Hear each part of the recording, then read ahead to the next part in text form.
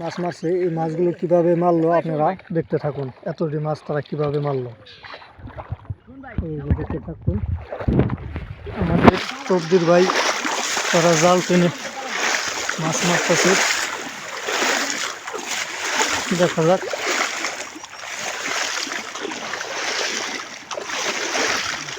না মাছ উঠলো না, মাছ উঠলো না।